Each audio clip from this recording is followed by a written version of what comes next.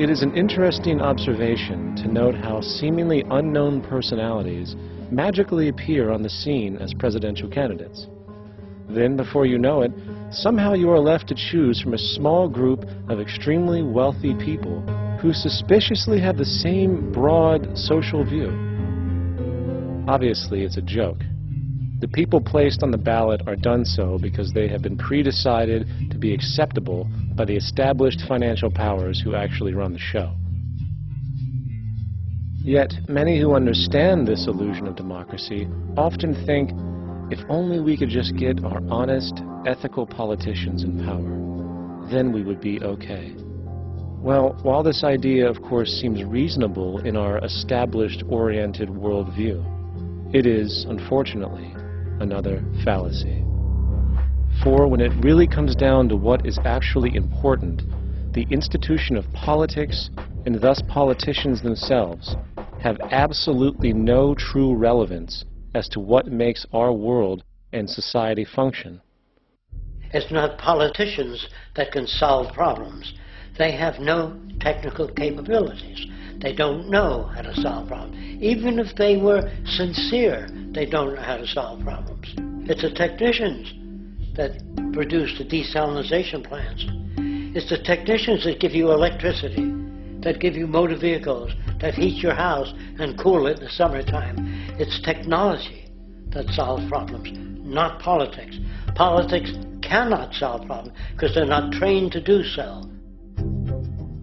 Very few people today stop and consider what it is that actually improves their lives. Is it money? Obviously not.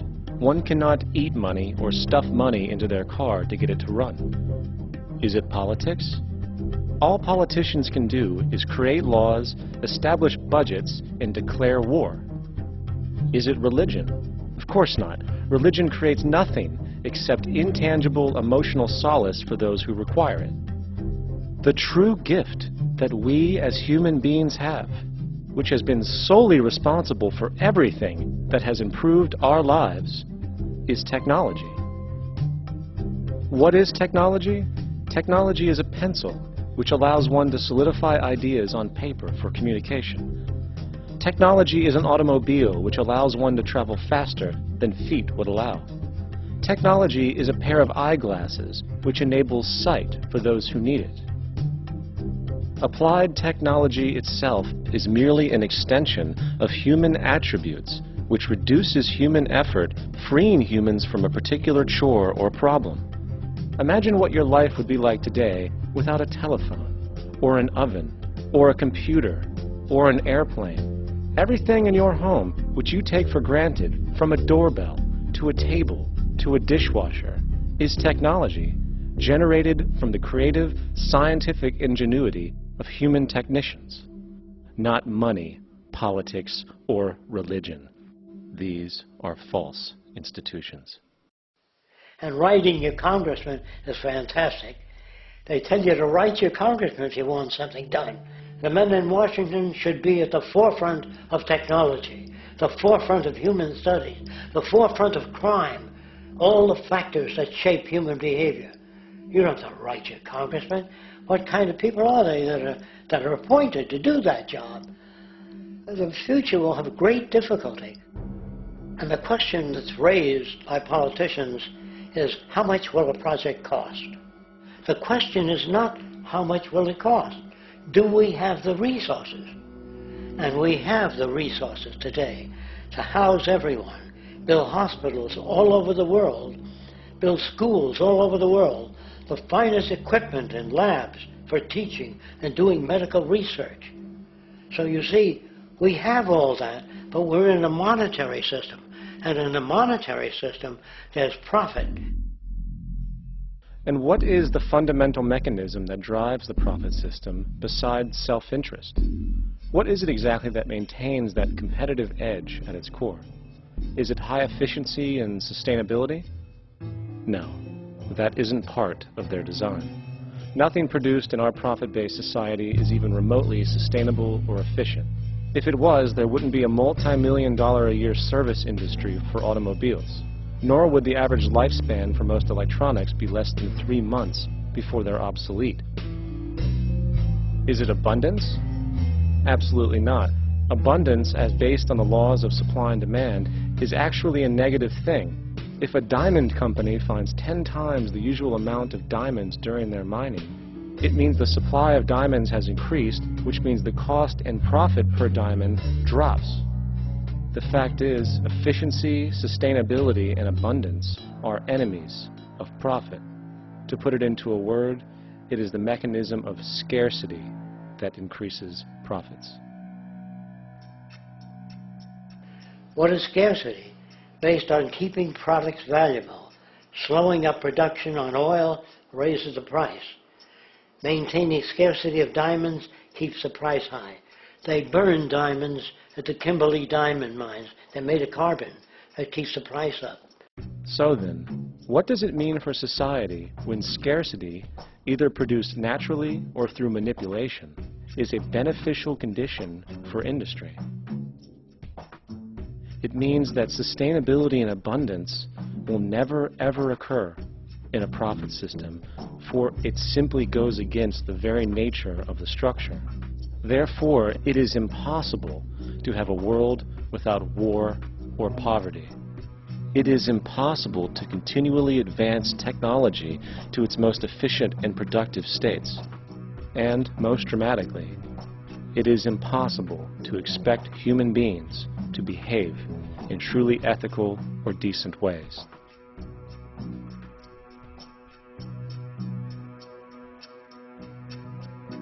People use the word instinct because they can't account for the behavior. They sit back and they evaluate with their lack of knowledge, and they say things like, humans are built a certain way, greed is a natural thing, as though they've worked for years on it, and it's no more natural than wearing clothing. What we want to do is to eliminate the causes of the problems, eliminate the processes that produce greed and bigotry and prejudice and people taking advantage of one another and elitism, eliminating the need for prisons and welfare. We have always had these problems because we have always lived within scarcity and barter and monetary systems that produce scarcity. If you eradicate the conditions that generate what you call socially offensive behavior, it does not exist. The guy said, well, isn't that inborn? No, it's not. There is no human nature. There's human behavior, and that's always been changed throughout history. You're not born with bigotry and greed and corruption and hatred. You pick that up within the society. War, poverty, corruption, hunger, misery, human suffering will not change in a monetary system. That is, there'll be very little significant change. It's going to take the redesign of our culture, our values, and it has to be related to the carrying capacity of the earth, not some human opinion or some politician's notions of the way the world ought to be, or some religious notions of the conduct of human affairs. And that's what the Venus Project is about. The society that we're about to talk about is a society that is free of all the old superstitions, incarceration, prisons, police, cruelty, and law. All laws will disappear, and the professions will disappear that are no longer valid, such as stockbrokers, bankers, advertising, gone forever, because it's no longer relevant.